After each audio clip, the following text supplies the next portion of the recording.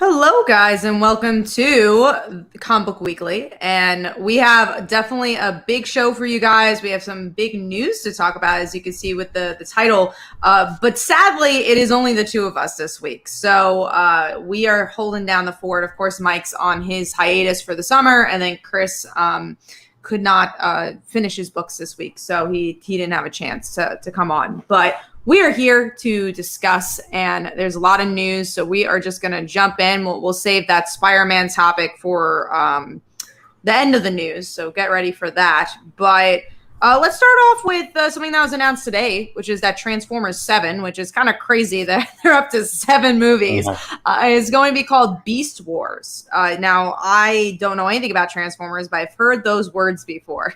Yeah, I've watched all the Transformers movies. Sorry, I was trying to take that off. Okay. And I know there's mixed feelings about the Transformers movies, but whatever. I enjoy them for what they are.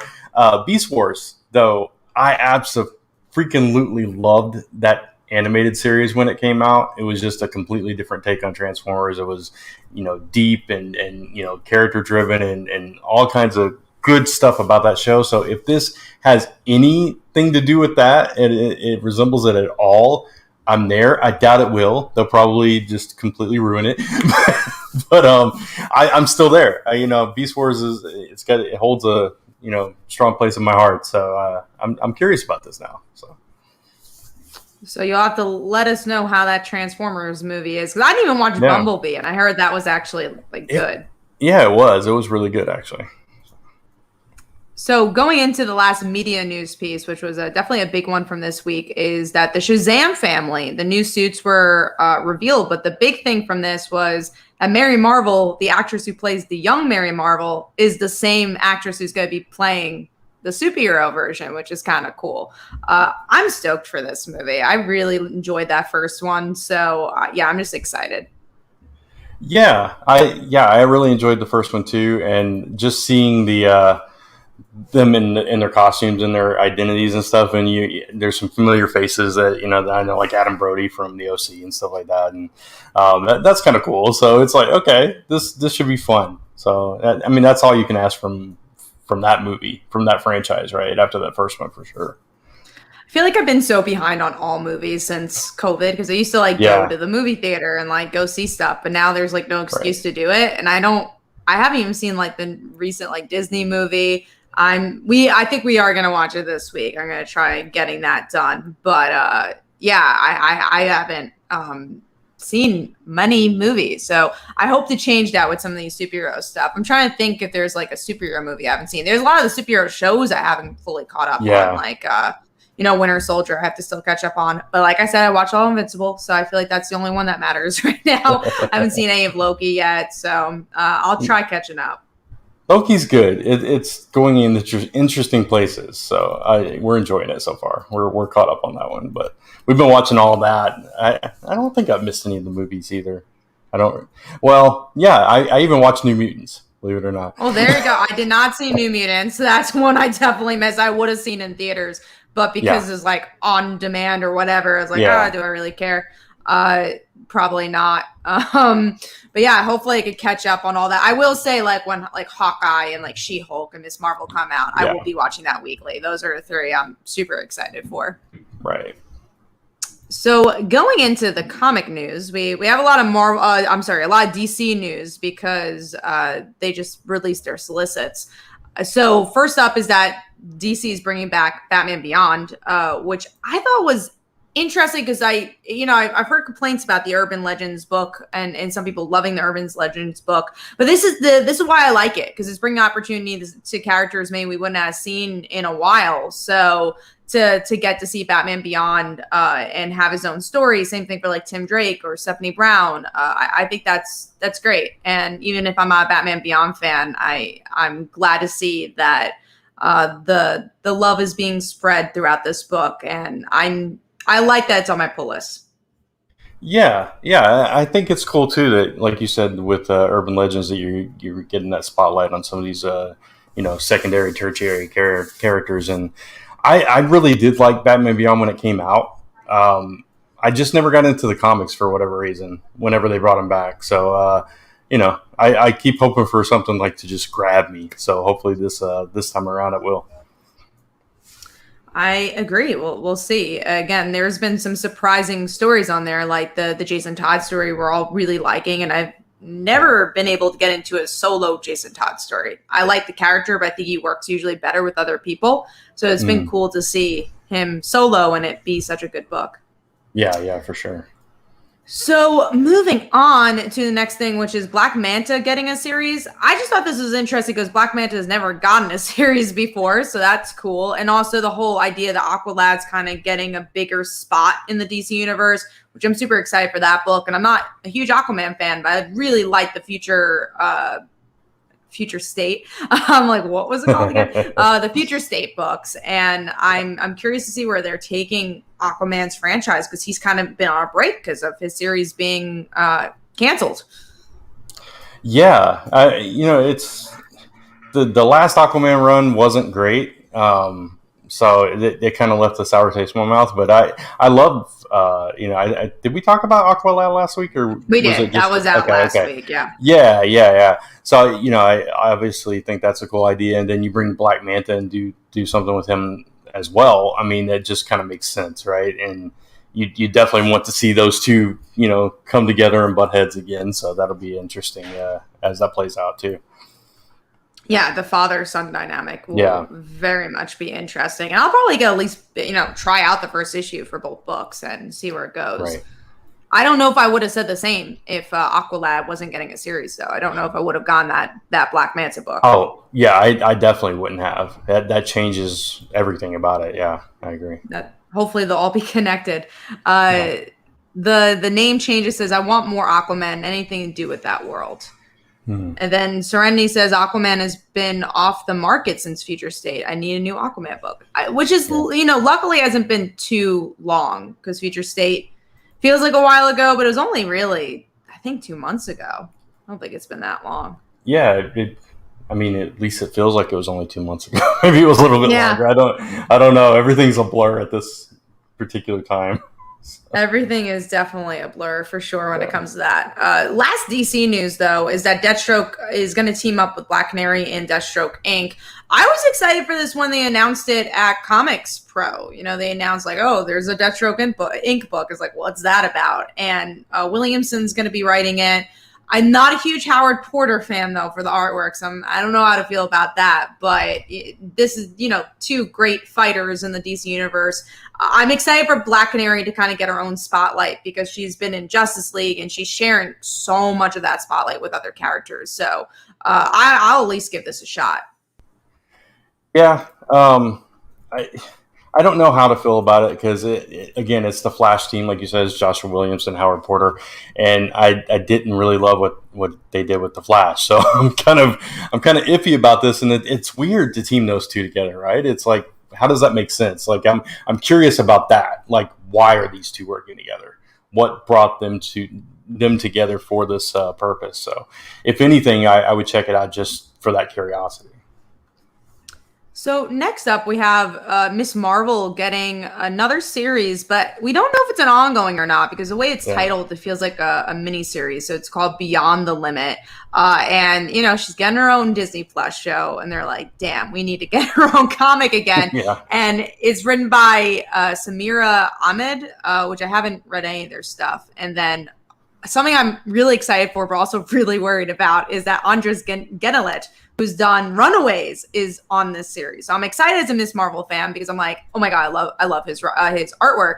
But I'm also nervous, because I'm like, what does this mean for Runaways? Right, exactly. Yeah, it's I don't know. That makes you wonder, right? With Miss Marvel, though, it's always cool to see her come back, But at this point, I kind of look like all her series is just like giant maxi series, because they always end. It's just, it's another new volume of Miss Marvel. But I want to see what they do with her now, because, I think they've exhausted the kind of stories they were telling with her. So I want to see them go beyond that, like take the character into, the next level. What is that next level? I don't know what that looks like.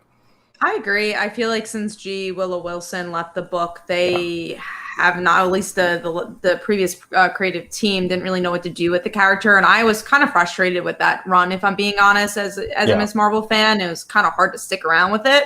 So I hope that changes here, and I also hope that the supporting cast is utilized well here as well, because they're such a big part of Miss Marvel. And no matter what, I'm going to be getting it. I never want to drop Miss Marvel. I think it's it's a series I've read since issue 1, so hopefully it sticks the landing. Yeah, absolutely. I couldn't agree more. So let's see. We have a couple of questions here, so I want to get into those before we jump into our main topic. So first up, new type JB Lee says, speaking of Spider-Man, should there be a huge, House of X, Powers of X revamp of all the Spider titles? I think it's harder because with X-Men, there's a lot of characters, right? So you could do 20,000 books. With Spider-Man, you got Ghost Spider, you got Miles, and you got Peter, maybe you got Jessica. There's not as many. I don't know if I want to see them like do a Krakoa thing with Spider-Man. I do think they need to do something with the character, and obviously we're going to get into that. But I don't know if it's Krakoa and literally, I would say that Krakoa was superior Spider-Man in a lot of ways, because what Heroes of X and Jonathan Hickman's doing is that, it's everything you thought about the X-Men. They're always like, humans come first because that's what we say. And they're like, nah, you know what? We were wrong. So it's pretty much the same thing with Spider-Man. Like, that's their version of that, I would say. Yeah, I agree. I don't think you need to do some kind of major thing with Spider-Man at this point. Like, we've just had Venom where you're getting Carnage. I don't want to see Spider-Man next. But I want it simpler for Spider-Man. I just want to get back to the supporting cast. That's all I want. I don't need a big thing. I want Mary Jane back. I want, all these supporting characters. Yeah, really back. Like, actually in the series. I want all these supporting characters that we know and love that make Peter involved in his day-to-day life and his adventures. And that's what's going to make Spider-Man for me. I agree. And I think that's and this will kind of go into our main topic now, which is that Nick Spencer is leaving Spider-Man. That has been confirmed. We don't know who is taking over just yet. I'm sure we'll get that information soon. And his last issue is September. And one of my biggest issues with this run, I have a lot of issues, but one of my biggest is that they kept teasing, the idea that the supporting characters are going to be so important. And then they never really utilized them. Mary Jane, she's just kind of there. The roommate situation was just kind of there. And then Harry, he doesn't do anything. He says the same things over and over again. And that's been my biggest issue of this whole run, is that there's so much promise, because I do think it tried to tap into some really cool classic stories, but there was like a lot of writing 101. I feel like that wasn't tapped into correctly, like how to move a plot, how to have the main character in your book, right? Like, he's not even really involved in his own book. Like, so there's so many things I feel like Nick Spencer tried going off book and tried doing his own thing. And that was the failure of this run, and why I think a lot of people lost interest overall. Yeah, it's kind of interesting, because we were so excited when Nick Spencer was announced to come on this book, and we're Spencer fans from different things, and when I think about this run, I think about Morning Glories, because it's the long game, it's a mystery, it's that kind of thing, right? So there's kind of precedent from this writer for that kind of storytelling, but for whatever reason, this particular story was more decompressed, like 10 times more decompressed than anything Bendis ever did with anything. Right? Which, which is crazy to say, but it's such a long, drawn out story that didn't really have the payoff that it promised, I think. And that kind of made it fall short, at least for me. Because it became predictable who Kindred was. And then once you found out who Kindred was, Kindred did nothing, and he still hasn't done anything. And it hasn't really made the impact that it should have made on Peter and the supporting cast. And speaking of that supporting cast, they were in and out of this book. You got little teases of them here and there, and then they were just discarded to make way for another story. Nick Spencer's love for Spider-Man shines through with all the old like D-list characters that he brought back from time to time throughout this run. So I do appreciate that, but at the same time, it's just they were kind of filler stories, and they didn't have that impact that I wanted from a Spider-Man story. So yeah, and thematically, what was the book about? I still am questioning it. I feel like there's always moments where you like almost figure it out, where it's like, okay, it's about this like mirror version of Harry and Peter, but they never say anything and they never do anything with it. It's like, okay, maybe it's Mary Jane and Peter getting back together, but they hardly talk to each other. So it's just nothing is happening, and I 100% agree. It's all decompression, and I think that's such a disappointing thing. I agree. There's some really good arcs here. Like I love the podcast arc. I really liked a lot of the beginning of this run. Right. There's some issues here and there, even recently, that I enjoyed. I like that Teresa showed up, but it never feels. I never get like a gut punch, right? It doesn't feel like Nightwing. Like Nightwing's a great example where maybe some people would say that book's decompressed, right? Because like not plot-wise, not a lot's going on, but character-wise, so much is going on. And that's where Nick Spencer fails. Like he thinks a lot's going on character-wise, but nothing's going on, and neither is the plot. So you're reading absolutely nothing. Right. It's like during the height of the Kindred stuff when he was, battling him, he was in his head, you were seeing some character development from Peter, but in the wrong way. He was like being completely out of character. He was angry. He was, accusatory, all these things that Spider-Man is not. So it threw things completely off kilter. And then like there was those little touchstones of greatness where like you mentioned at the beginning with Boomerang and Robbie and that whole dynamic and with Jonah and that relationship, but it just like every single one of those was okay. Here's this great thing. Okay, we're gonna throw that aside for 20 issues, and then when it comes back, we'll just blow it up, and it doesn't mean anything anymore. And that's kind of the way I felt this whole entire run went. And it's interesting because Mike brought up in our private chat that we could compare this like to Slot's run, and we had a lot of criticisms of Slot's run too. But the one thing about Slot's run is there was a very long period of time where I really enjoyed that run. During the entire Superior Spider-Man, I enjoyed it so much more than I thought I would because it was completely different.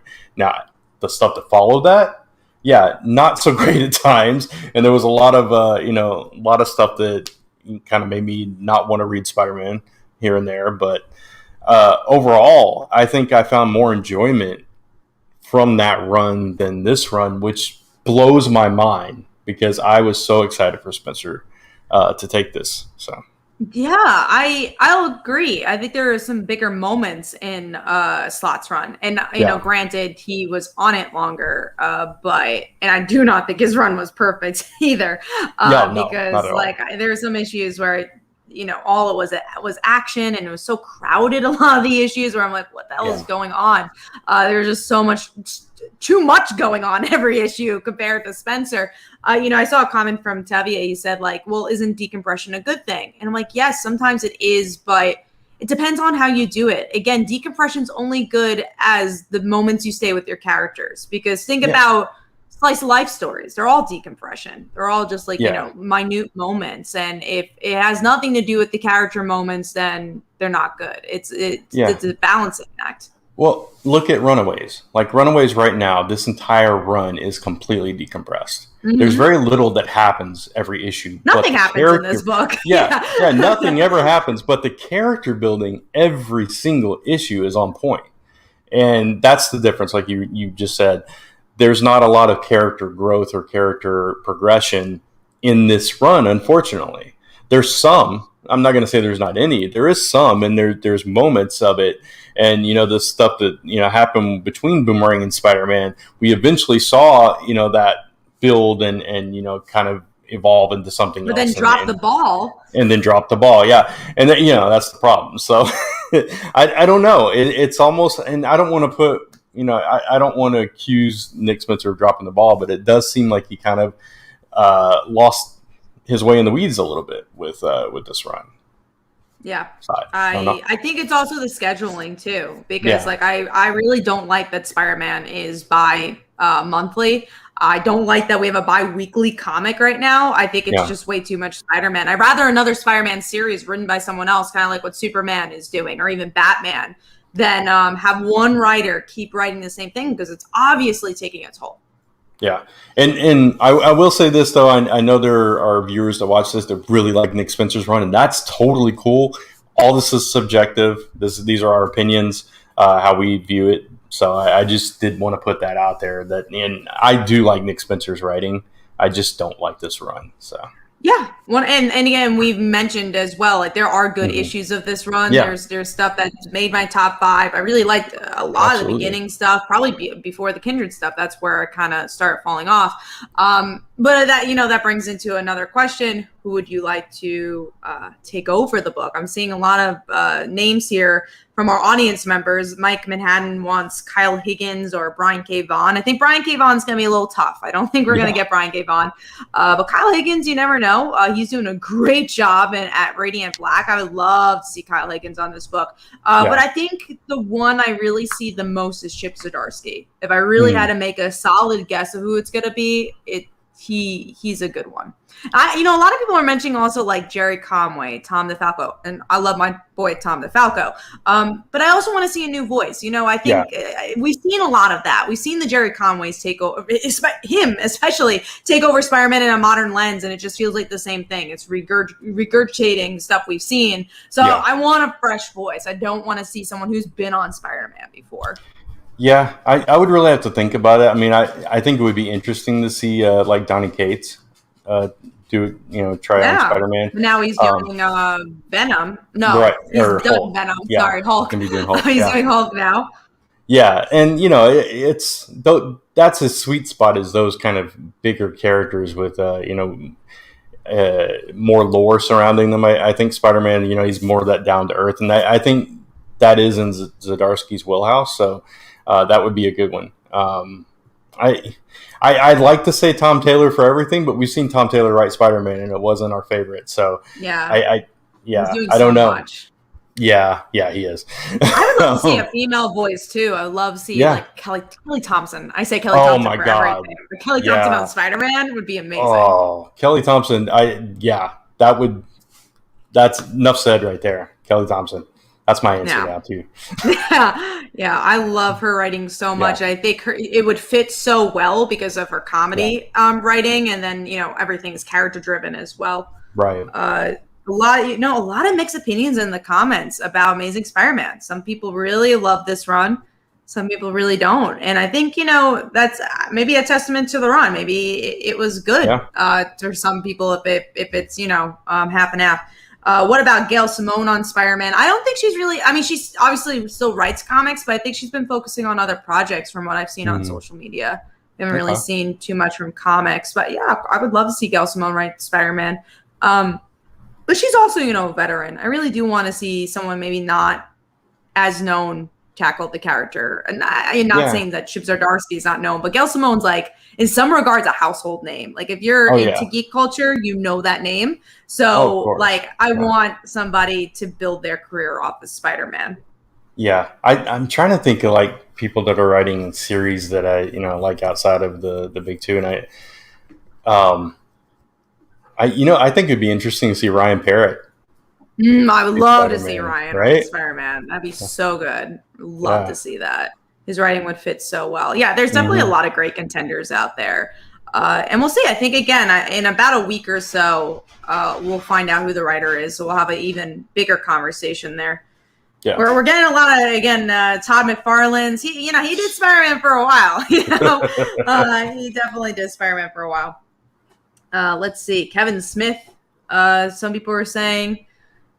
Some interesting names. They really want those heavy hitters. I don't think Spider-Man needs a heavy hitter. Like Spider-Man can sell on his own. Like you usually get those heavy hitters for like smaller books. Alan Moore. Alan Moore. Oh man, that would be something. That'd make headlines. That's for sure. I would still pick it up, but I don't know. what that would look like. Yeah, just don't put Grant Morrison on it. Don't kill my Spider-Man. That would also be interesting for sure. Yeah. Vita Ayala, that's a good one too. I've enjoyed Vita's work. They are very good. Let's see. Is this a question? I don't think so. But yeah, that's our main topic for Spider-Man. Hopefully you guys enjoyed that. Now we are going into some shout outs from our Kickstarter. So Brant, what are the shout outs? Yeah, so we just have one, and I'm going to try not to butcher your name, man. It's Hawaiian, and I have had trouble with it in the past, but this is a good friend of mine I've known for many years, DJ Kiavakane. Hopefully I said that right. But yeah, we're going to shout you out, man. And we're actually going to be reviewing one of his comics, Exilian #1, in a few weeks. So be on the lookout for that as soon as he's got it ready for us. So looking forward to that. But yeah. Yeah, same. Also, before we jump into the comics, I do have a Kickstarter going on, so I'm going to screen share that. We literally only have 2 more days. So if you haven't backed it up yet, go check it out. It's the Haunting Like Father Like Daughter Kickstarter. Like Father Like Daughter is about a high school girl. Father left her to become a full-time superhero. Everyone in the world loves him except for her, and then she inherits his abilities. So Haunting's about a young boy who has ghosts following him and doesn't want to take responsibility for that. And in this crossover, and I'm going to show you some preview pages. This is the interiors. In this crossover, we get to see the 2 main leads of, well, really all the characters from the books, Haunting and Like Father Like Daughter, team up at a Halloween dance, and they have to go defeat ghosts and zombies and find out who's bringing them to life. So it's new reader friendly. If you want a fun one shot and just want fun back in comics, definitely go check this out. You don't need to read Haunting or Like Father Like Daughter to read this, and you don't need this issue to read the next issues of Like Father Like Daughter and Haunting. We really want to make this new reader friendly and purely a one shot. So definitely go check this out. Again, we only have until Thursday at 10 p.m. Eastern time if you wanted to back. So there you go. So let's get into our Under the Radar. So did you want to do that this week, Brant? Yeah, that's fine. And I don't really have one because all my picks were big books. If I had to say one, okay, so mine, I'm going to be very brief because I didn't actually like the book, but something happened in New Mutants that I did want to call out, which I think, at least on this show, it's definitely under the radar because none of us read it. Yeah, I don't. Yeah, so this was, all part of the gala thing, so I just kind of skimmed it because I didn't get to finish all my books this week. But something happened with Gabby, which I thought you'd find interesting. I'm ready to hear it. Yeah, so throughout all the gala, Laura's looking for her. She's asking about her, and nobody knows where she's at and everything. And so at the end of the issue, a couple of characters are digging through debris, and they see an arm. And at the same time, Laura finds a letter from Gabby talking about how she doesn't really fit in anymore, doesn't know what her place in the world is, and all this stuff. And we find Gabby. And she's like, I don't know if she's dead or if she's unconscious or what's going on, but she's in a pile of junk. And it's like, oh no, it's Gabby. And so I don't know what's going on there, what the end game with that is or where that's headed because, I haven't been reading New Mutants, but definitely interesting for a character that we've been talking about, wondering what happened to her and love. So. Yeah, that's sad. I don't know how to feel about that one. So we'll see how that goes. We just wanted more Gabby. That's not the type of more Gabby I want. Exactly. All right. So what was your under the radar, Kat? Mine, well, first I want to get some comments here and then I'll talk about mine. Scoundrel says, all right, guys, have to go. I got sports to do. Love the channel. Keep up these great streams. Thank you so much. Hey, sports are important too. We love the sports here as well. Then the name changes like the EC Comics homage cover. Thank you. Appreciate that. That's really cool. So my under the radar was Stillwater issue 8, and this was a really good issue. So we get to see the point of view of the sheriff. So she's been in almost every issue, and now we finally find out how she became the sheriff and that she had cancer and that she really can't leave this place or else she's gonna die. And I just love the character work here, and that's why we're talking about Chip Zdarsky taking over Spider-Man, he really shines when it comes to character work, and we really get to see that up front here. And I care about this character more. I care about this comic even more. So I really enjoyed this one. This took me by surprise because it was just such a random one-shot issue, but it really helped build the story more. Yeah, I think some of those have been the stronger issues, though, because we get a little insight into different characters, and her story is definitely key to this book, since the beginning. So, and now that she's kind of taken out there, kind of usurped her authority. What's his name did. That's going to change everything. So it's going to be interesting. And what side is she ultimately on? Yeah, no, I agree. Well, I think that's the biggest question about this whole book is what side anyone's on. Mike Manhattan asks, what is this book about? It's about a town where no one could die. And this guy, our main character, he didn't know about this town. He goes there randomly with his friend and finds out he's from there.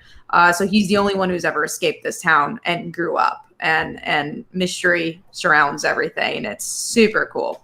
Yeah, they don't like anybody to leave or talk about the town or anything like that. So it's real interesting, kind of almost Shyamalan in that way, but better. Definitely better. Tevye also asks, so everybody's immortal. When they're in the town, they are. So if they ever left the town, they're not. But whatever's going on in there, they don't have to die. Serenity had a comment about Gabby. I don't know if you saw that one. He said it's headed to Shadow King having killed her and then fighting the council because Gabby is a clone and clones can't be resurrected.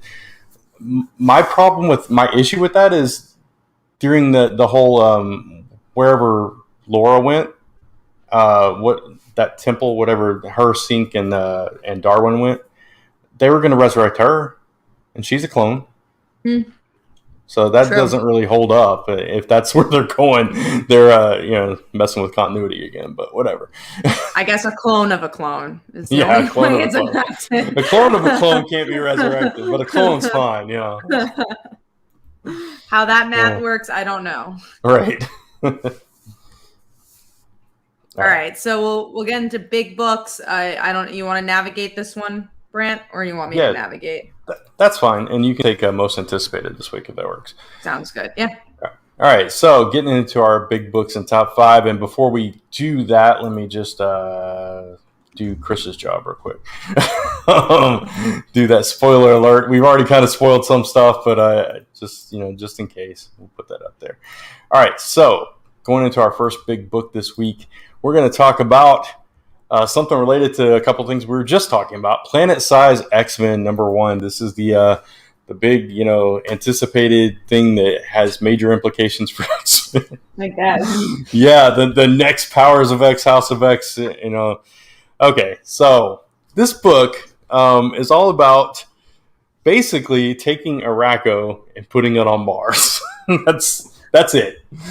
So I was not a fan. Literally, that was the whole issue. That was it. Very Nothing long. else happened. Long. The pacing of how it came together was at least well done, and the art was really nice. But it's like, what's the point in that? It's like, okay, so they took Mars. Fine. What else were we doing with Mars? We're so far beyond Mars in a universe like Marvel. Come on, we're like light years beyond Mars. Who cares about Mars? So I guess it's the idea that they have their own private island. They're like, no, wait, we got to make this bigger. They have to have their own planet now. Yeah, of course. Like, all right. It goes back to like, what is character-wise? How does this affect everybody? And I didn't really see it here. This is very long, and I didn't quite care about this issue. And I haven't liked this arc as much as I want to. I know. It had such like promising hype. Hype. Yeah, that's the word, hype. But that was all it was. It was just hype. And everything else I've read, like I started to read the books this week, and I'm like, I started skimming everything because it just wasn't interesting. I ended up not even reading some of them. So it was like, I had to drop some of them. They just they didn't connect at all. That you really needed to be reading those series. I'm like, all right, I'm just gonna read the books that I normally read then. Yeah, it's like New Mutants. It's like I was completely lost aside from, hey, it's Gabby, and oh, they're at the party. Everything else is like, I don't know what you're talking about. What's going on? Why is Wolfsbane upset? Who's Tyr? Why can't he be? I don't know any of this stuff. I don't care. Um, yeah. We had a comment from Twitch who says it has huge implications, especially as it relates to human-mutant relations. I definitely think it'll have huge implications politically, but it wasn't shown here. We didn't really get to see that in this issue in particular. And I don't know, it just didn't excite me because, we've seen so many political implications already for Krakoa. So I was like, okay, now we have even more. That's the thing. This could have been a backup story and told in a third of the amount of space. That's my issue with this, because it's like this big hyped up issue that you got to have. It ties into all this, and it really could have been told in a few pages in the back of, X-Men or whatever. So there just wasn't a lot, like you said, Kat. It's just, okay, they took Arakko, now it's got its own planet, and they're off Krakoa. So now you got a planet and an island. What are you going to do? And it's not even the first time this has been a thing. Magneto used to have Asteroid M, which was kind of a planet, right? So I don't know. Just didn't have that impact that I was hoping it would. I agree with you on that one. All right. So moving on from that, let's talk about a book that I actually did enjoy, which was Static Shock Season 1, Number 1. I quite like this. It was a nice kind of reboot of Static in a way. Actually, it was a complete reboot. So it's not in a way, it just was. It was definitely, but there's stuff that happened in that one shot that I don't think any of us read. And I was like, oh, damn, this didn't really feel like an issue 1 because I feel like I'm missing story. Yeah, you missed the origin, the gassing of the students and that kind of thing. But I did like the conflict, and I liked how he was struggling to keep himself together and keep the electricity within, and how the bully kind of attacked his whole family, burned his whole house down. It's like, what the, oh my god, that's big major stuff happening to him already when he just got his powers. And I quite liked his family dynamic too. He's it felt like your average American family, supportive sister, they bicker and stuff, but then this big major thing happens, and now they've got to deal with that. And I thought it was a solid first issue, though. It was interesting to see the mom alive because I'm a huge fan of the show, and she was not alive there, so that was interesting. I definitely think there's a lot of promise. I do feel, again, I felt like I missed some stuff because of the one shot, and I feel like they were really trying to go with emotions and say, okay, all this happened, and you didn't really get the the friend moments or the family moments as much here. But I like that the artwork was a little darker, fit the old school Milestone books. I definitely want to see where this goes. I thought it was a pretty solid book, but I think I wanted to love it. And I just liked it. Okay, fair enough. All right, and our next book is Radiant Black, number 5, which we were both greatly anticipating. Something big happens here that I think we weren't expecting again. He's alive, maybe, at least for now. Maybe. Yeah. So, that's very interesting. And then, of course, the whole Power Rangers comparison really comes into effect by the end of this issue when 2 more players come in. So now you got, I guess, Radiant Yellow and Radiant, I don't remember the other color. Was it pink or something? Let me see. Or was it purple? Yeah, I don't remember, actually. I don't know. There's 4 there's of other them colors. Yeah, there's other colors now. Which I think we all predicted because it was very Power Ranger-y. So I was like, okay, when's this going to happen? I definitely knew it was going to happen at some point. It wasn't a shock. Because also you have the Red Ranger, Radiant. Yeah. But yeah, this was such a good issue. The emotions in this one where we get to see the friend react and not want these powers. Right. And then also getting a little bit of a view of who this Radiant Red is. We actually get to see her face and like her really struggling with these powers. Like, she's not doing these things on purpose. She's just a human being. And then seeing the other characters and then seeing the big bad in the end. It was just such a well-written issue.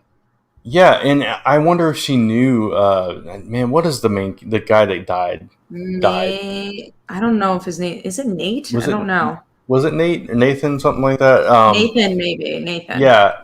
I wonder if she knew him because she called him by name. It's like I was just trying to scare him. So I wonder if there's a connection there, and that's when Marshall saw her, it's like, oh, maybe there's familiarity there. But yeah, like him bargaining with God at the beginning, like if you save him, I'll get my life together, all that stuff. On the stages of grief, and it was perfectly handled in this issue. And then you introduce these other characters that are running from this big bad that you mentioned, and this kind of it leads to the people that, or whatever, the beings that created this power want it back, and they're coming for all these radiants now. And this series is so good, and it takes you into completely unexpected places almost every issue.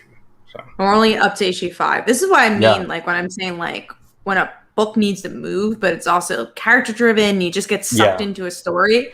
I don't, I kind of miss that sometimes in comics, because I feel like, we read a lot of comics and you don't get that in every series, but this is one where I'm just like sucked into the story. Right. Absolutely. I couldn't agree more.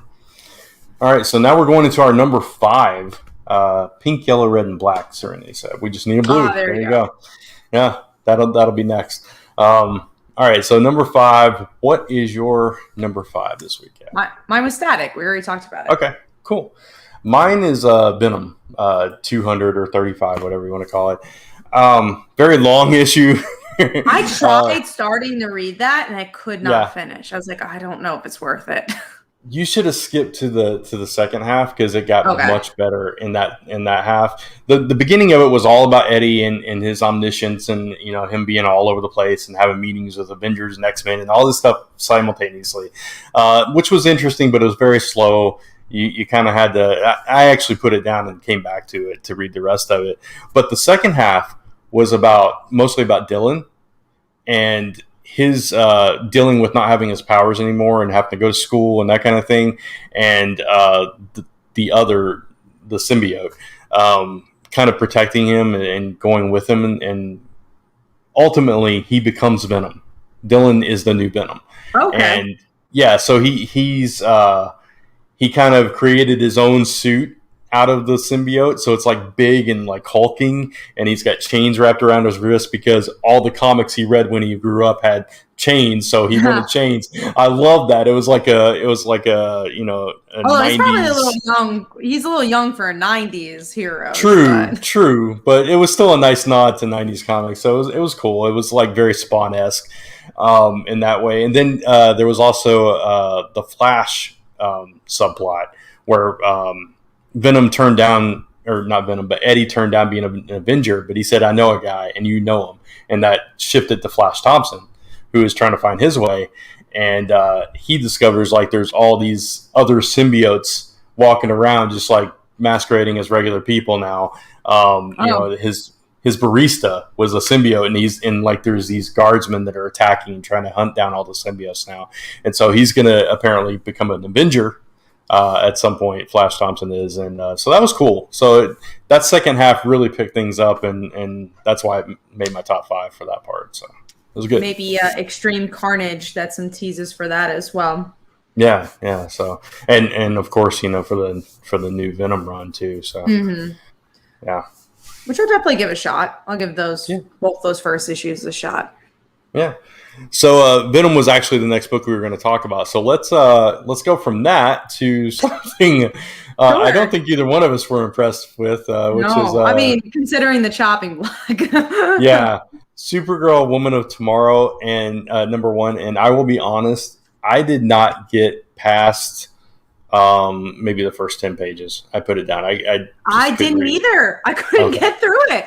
I skimmed the last half, so I read the first 10 pages, and then first of all, the opener. You talk about this random girl. I'm like, and her dad. I'm like, okay, fine. And then drunk Supergirl. What the hell is that? I was like, okay, so you really are making her every character you've ever written. And it's just like, it doesn't matter that it's Supergirl. It's just the analog of every other character he's ever written, except now it's a girl. And I was so disappointed with this book. And I love the art. And that's was, I think, the biggest disappointment. But yeah, I was not into drunk Supergirl. It just didn't do it for me. Because also, why? Why is she in that state? I don't really get it. what? Yeah, what? Where is she? Why is she there? What? When is this taking place? What does this matter to anything? And like you said, this random girl and her dad, and this whole thing, with her family and all this stuff. It's like, I don't care about this person. I've never met this person. I'm not connected to this person. And apparently now they're connected to Supergirl for some odd reason. It felt like an Elseworlds kind of thing that I just didn't care about. So, yeah, there's that. I wanted to like this book, and yeah, I did too. I want to like a Supergirl book, and I want there to be a Supergirl book. I just don't want it to be this. I always say Supergirl being super was the ultimate way to do Supergirl. Absolutely. It felt new. It felt real. It felt raw. She wasn't perfect, but she was just trying to navigate her life and, be a teen. I think that's really what Supergirl is all about. The name changes says, I don't think Supergirl can get drunk. Well, somehow she got drunk here. I don't know how, but it is her 21st birthday. It was her 21st birthday. I let her, I'm again, it wasn't the idea of her being drunk. I don't give a shit. It's the idea of it was very out of character for her, and there was no rhyme or reason story-wise at why it was there. It didn't make sense to me. I don't know what that has to do with anything about this story. Yeah, no, I completely agree. I don't know, unless that's how she ended up there because she was drunk and lost course or something. I don't know. Because I didn't finish the book. Yeah.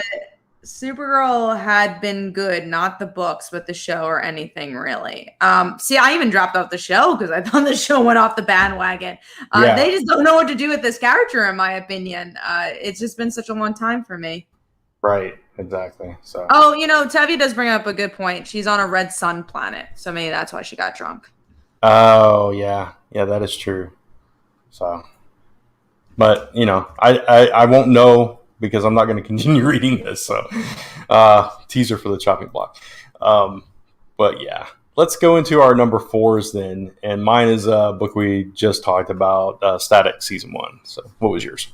Mine was, I think it's Fantastic Four, but let me check. Fantastic Four, issue 33.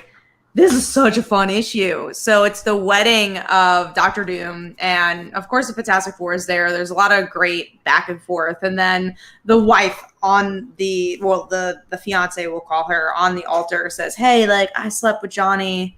Just want to let you know that." And then Dr. Doom's like, "Fuck this all," and he wants to destroy the Fantastic Four, and the wedding doesn't actually end up happening. And it was just such a fun issue. I had such a good time with this one. I'm not loving this arc as much as you, I guess. I like this one, yeah. Yeah, it was okay. It's like the stuff with Johnny and yeah, but it blew up like it was going to, right? There can't be peace between Doom and the Fantastic Four. That just wasn't going to last, and it didn't last for more than 2 seconds. So it was okay. It felt just classic to me, and I think I just kind of miss fun comics sometimes, and just something that's bombastic and out of here. And I think I definitely got that with this one.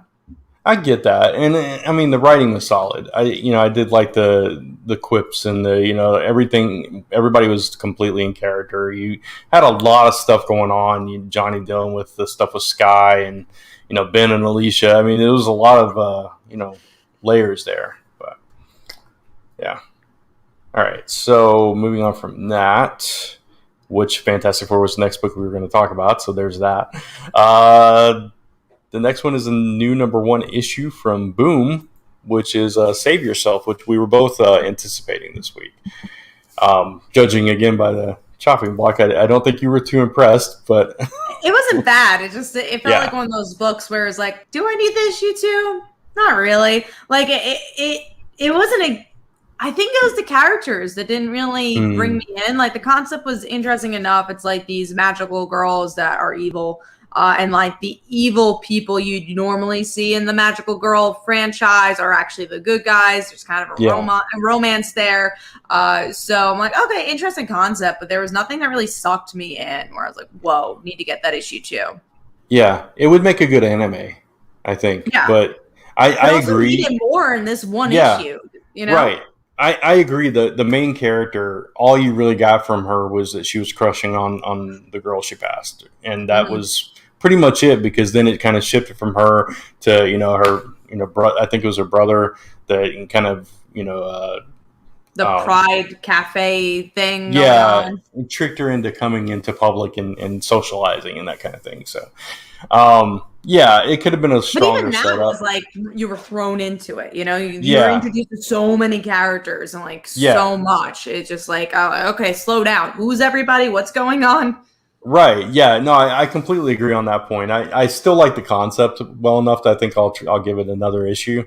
But I agree if it doesn't start hooking me more with the characters, that's that. And that's the problem I have with some of these boombox books. They have lots of great concepts and they've got really interesting stories, but sometimes the characters just don't resonate. And Yeah, I agree with you. yeah. All right, so let's move into our number threes then, and mine. I think, yeah, we already talked about that one as well. That was your under the radar, which was Stillwater, number 8. Mine was also So, Stillwater. okay, well there you go. That was Yeah. quick. Moving on to our next big book, which is definitely one we'll talk about a little bit more in depth, which is Nightwing issue 81. Is it 81? Yeah, 81. Yeah, 81. I know the numbers are so confusing for Nightwing. I'm Yeah. like, I feel like we're up to 84 already.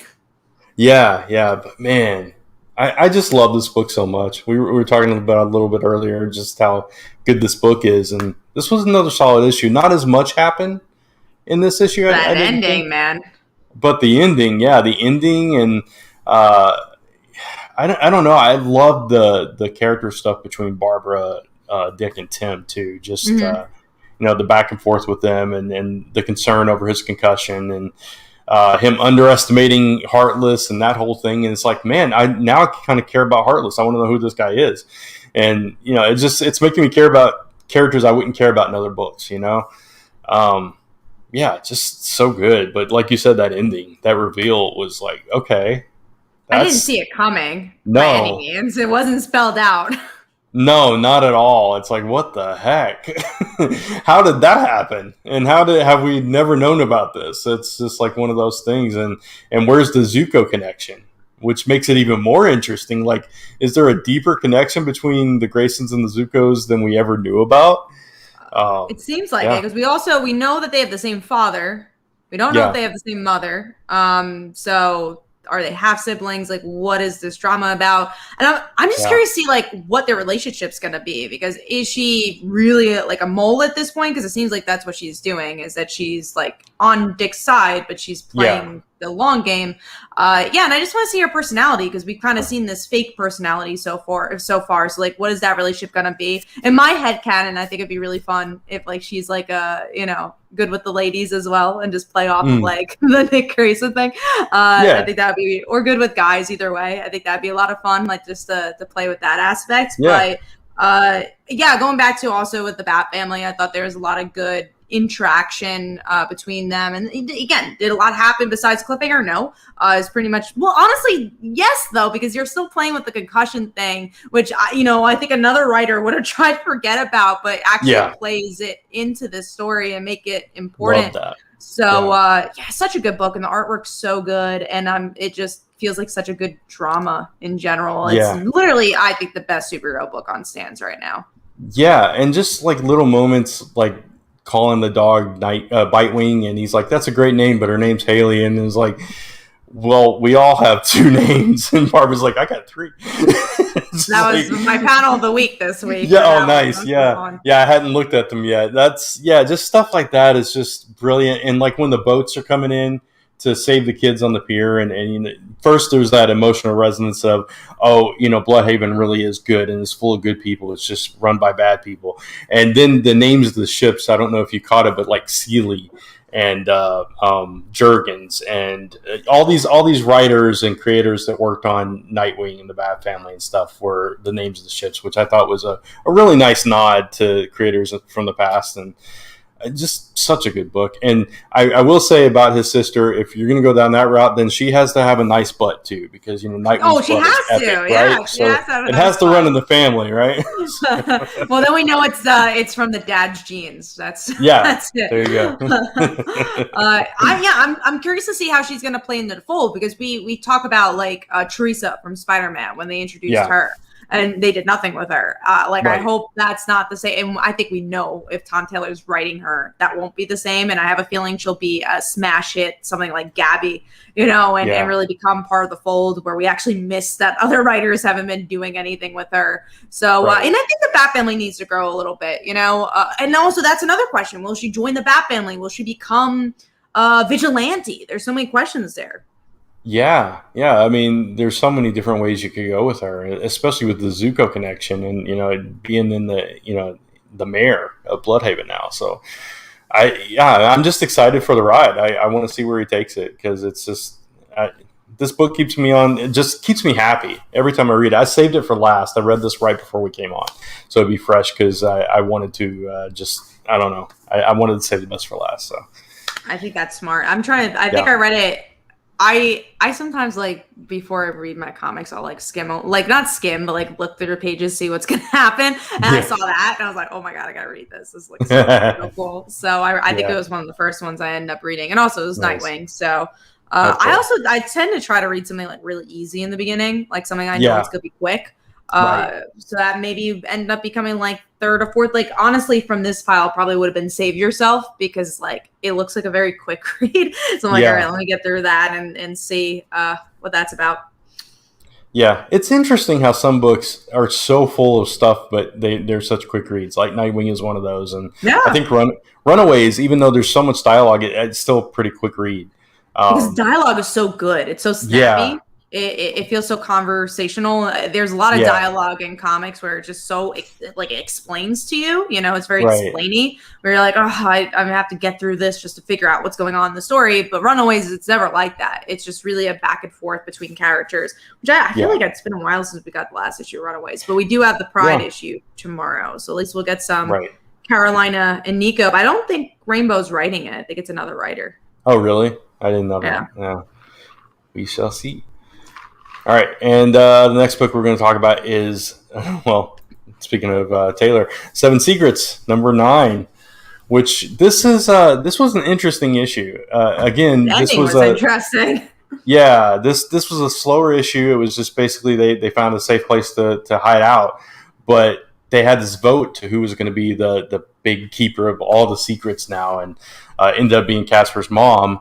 And her reaction to each one of the secrets was what I found very interesting. It's like, okay, this one is, that makes sense. And it's like, oh my God, and then the reveal at the end, like, don't scream, and takes off the mask, and it's Sigurd, or however you pronounce his name. It's like, I think you're right on. Yeah, like, where did that come from? And how are we going to explain that? Does that play into what the actual secret is? And it's just so good.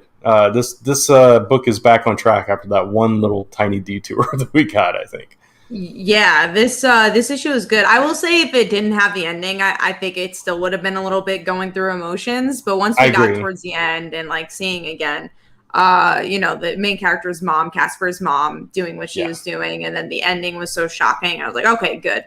Like you said, we're back on track. But not my favorite issue of the whole series, but promising.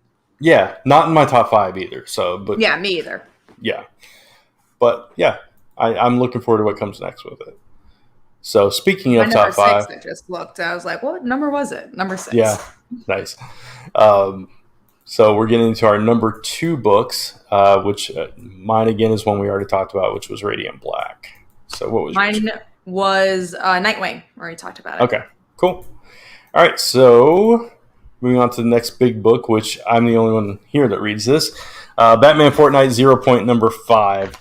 I like this issue. It wasn't quite as strong as the previous issues in the series for me. But the revelation was that Deathstroke knew, he had all his memories, and he knew who Batman and Catwoman were, and he knew everything, and he was plotting to get out. And he basically, by the end of the issue, he has figured a way to get back home himself, and he's trapped Batman and Catwoman in the Fortnite world with no way out. So their way out was it took like 3 people to hold this thing a certain way and to manipulate the stream to be able to get back through the portal thing. Otherwise, you just disintegrate. So now they're stuck there, and you don't know what's going to happen to them. Obviously, they're going to find a way out, but we don't know how now. So, but still a solid issue, and I still love this series. So, and you somewhat enjoyed it. Yeah. And then Miles Morales. Did you read this one? I dropped it. No. Again. Okay. Yeah. I don't know how to feel about this Clone Saga. It's like it's just boring from what I read. Yeah. So like in Venom, another thing I didn't mention in Venom was there were definite teases and hints about the Ultimate Universe coming back. I know we were asked tease and hint for such a long time. Yeah, but this was a stronger hint, and I'll go into that in a second because I don't know if you read that part of it with the Maker. Okay, and if you don't want me to spoil it, if you're going to read it later. Go for it. I don't care. Okay. Yeah, you can spoil it. So with Miles, there just isn't any of that, right? It's like he destroyed this lab last issue, and it turns out that was the cure for these clones. And so now they're mad about it. And this issue was him trying to turn one of the clones to his side.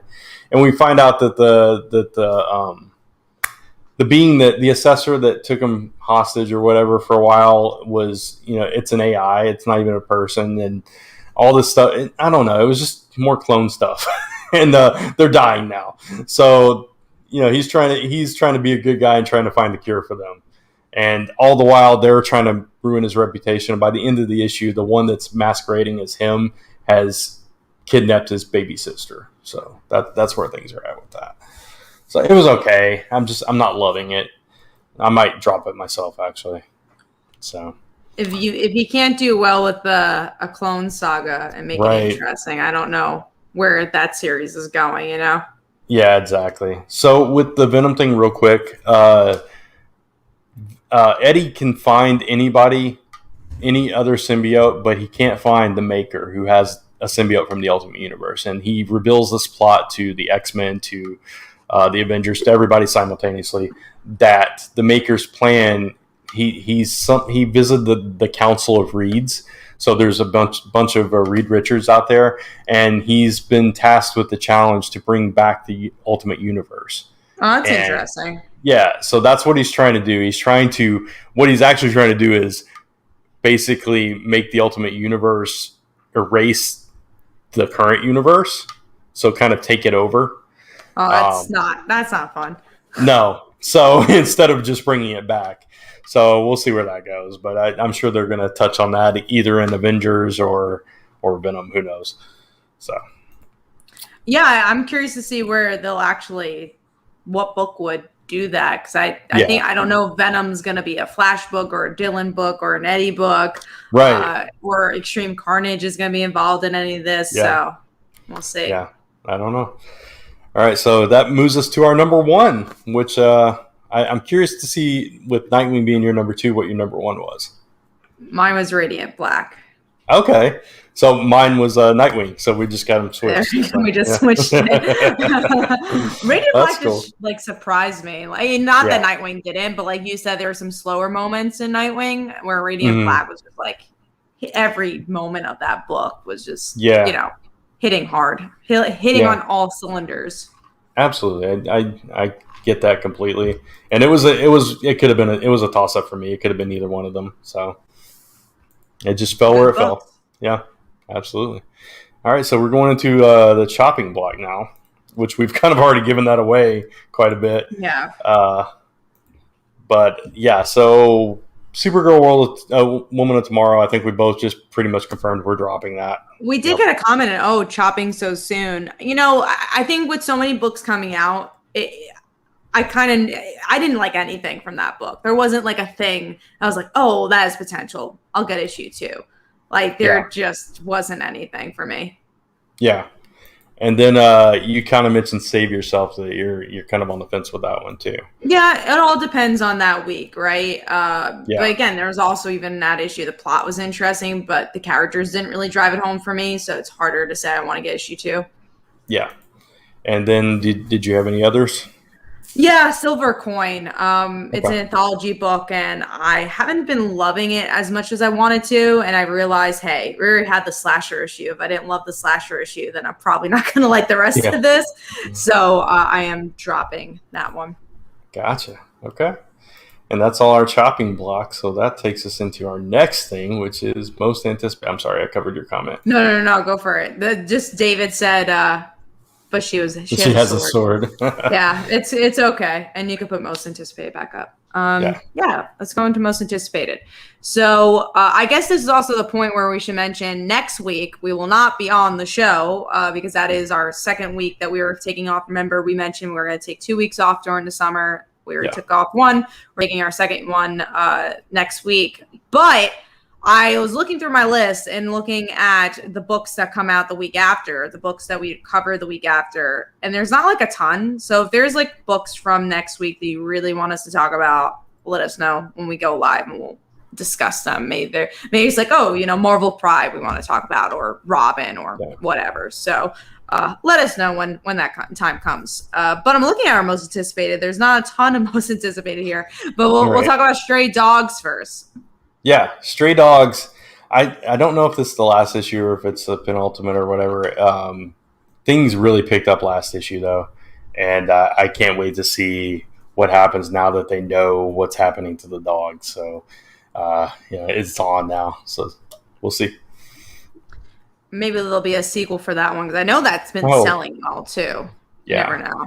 And I never got a chance to submit my dog, so I'd love there to be a sequel so Trixie can make it in the pages. Yeah, I hope they end up doing that just for that fact, not for the story, just for the fact you get to enter your dogs. Of course. So next up is another indie book, which is Shadecraft issue 4. Now I was talking about Radiant Black being such a good book. I think for me it's on par in some regards with Shadecraft. Very different books, so it's hard to compare. But like the excitement level for both those books, like every issue, you're like, whoa, what just happened? What's this book about? And last issue, we just found out like her brother's not her brother, or at least the Shadow's not her brother. So there's a lot going on there.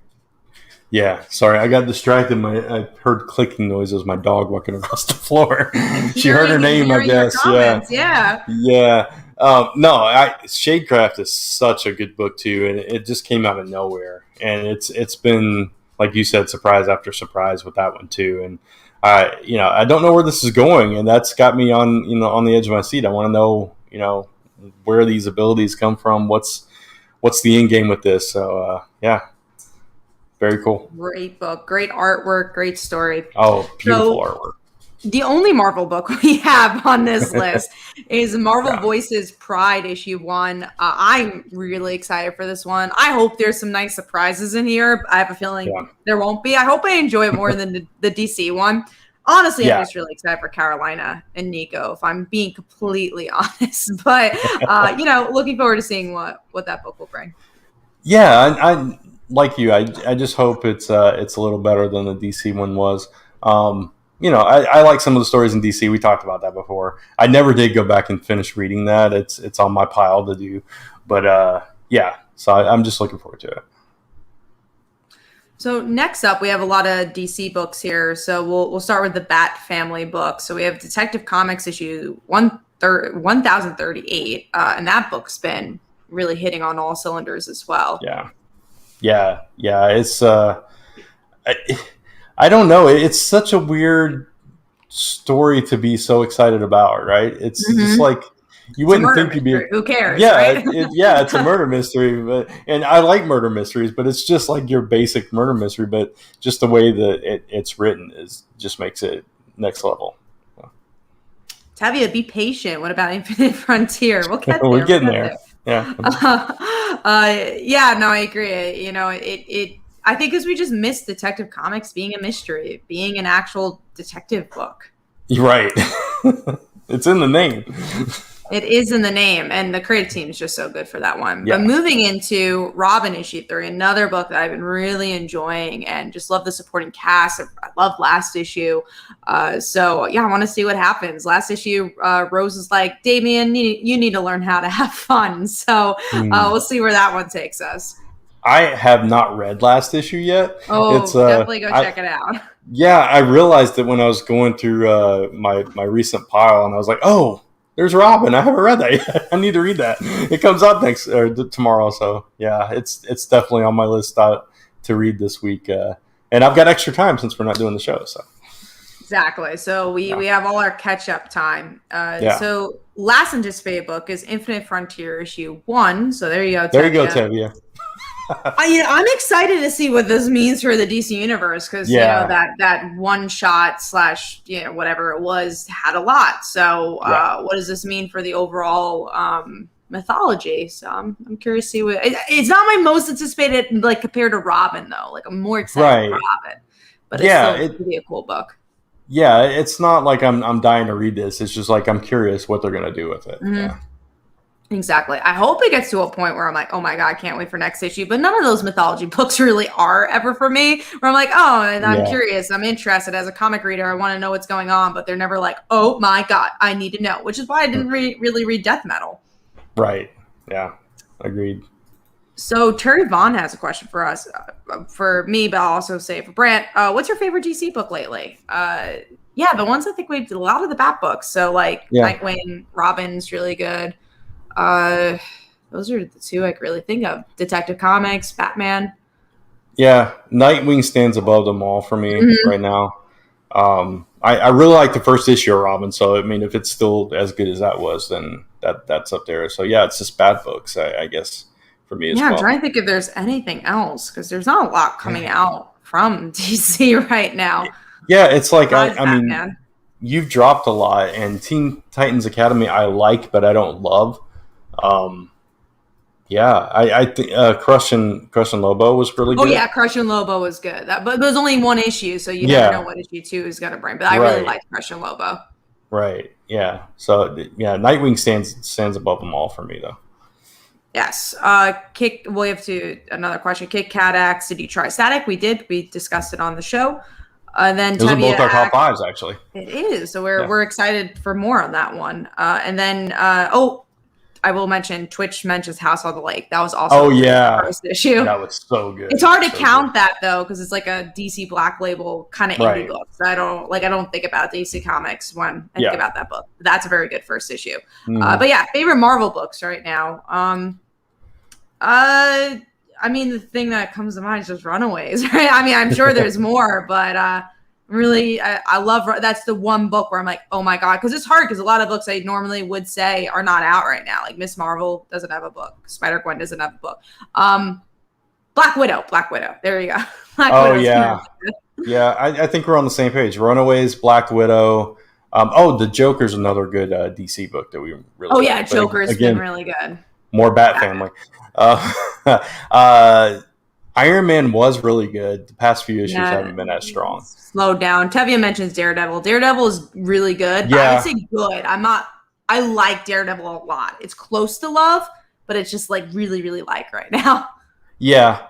For me, Black Cat is another one that I really love. Mike and I both really enjoy that series too. So those are the main ones I can think of off the top of my head though. Comic Mike's asks, can only buy one book tomorrow. Any advice from anyone for a good read that's not superheroes? Plenty. The ones we just mentioned, like Stray Dogs, Shadecraft. I wouldn't say. I mean, I want to say Radiant Black, but it's kind of a little bit superhero-ish. So, Stillwater is really good. Firepower has been a solid book. So, some really good stuff out there. Yeah. A Nice House on the Lake was a really good first issue. Mm-hmm. What about Thor? Terry asks. I like Thor. Yeah. I think Mike is probably who's enjoying it the most. Like, I like it, but I don't love it. Love is a strong word. Love is like, I'm going to the comic book store. I legit can't wait to read that issue. And the top of my head, again, Black Widow, Runaways, Nightwing. Those are love books. but like Yeah. I like Thor, you know. Yeah, I really like Thor, but yeah, I agree. Those books that you mentioned are a little bit higher for me than Thor. Yeah. Well, thank you guys for the questions. We are going to start wrapping up here. So, Brant, is there anything you'd like to plug? Yeah, the Not So Fairy Tales anthology on Kickstarter that I have a story in has a week to go, 7 days. We have made our goal. I think we hit our first stretch goal as well. Yeah, so we got a couple more stretch goals that we're hoping to reach. We're about 21 backers away from 300 backers, which I know is what John was aiming for. Nice. Yeah, so we're at, I think it's at 12,700 something right now. I could screen share it if you don't mind. Yeah. Go for it. Okay. Pick up the tab. There it is. So yeah, here it is. It's an anthology for classic fairy tales reimagined for a more modern audience. And my story is called Labor of Love. It's kind of a take on the old woman who lived in a shoe. And there's a giant who likes basketball that's in it. And I'm already in love. So. Yeah. So there's a lot of cool stories by a lot of cool creators. Russell Nolte, Melissa J. Massey, John Eddingfield is the guy running it. Enrique has several stories in it, I believe. Will Allred, which is a good friend of mine and Kat's, has a story in it called What's in a Name. And there's a 40-page free preview that you can go click right there on the page and check it out. Clay Adams, another friend of ours that has a story in it. So, 7 days to go. So if you'd like to check it out, just search for Not So Fair Tales on Kickstarter. Awesome. And for me, obviously, just 2 more days left for the Like File Like Daughter Haunting book. I've already screen shared, so you guys could go check it out. I am going to share the link one more time, though. And if you go check it out, that'd be greatly appreciated. We are getting closer to 500 backers. That'd be kind of nice to end on that. So we'll see how we end up doing. And then in July, should mention this as well. The mid-July, we have our webcomic being released. So that is called Slice of Life. And we're going to have the Meet the Characters chapter come out sometime next week. So you guys will get even more information before the actual chapters start in that mid-July area. So definitely go check that out.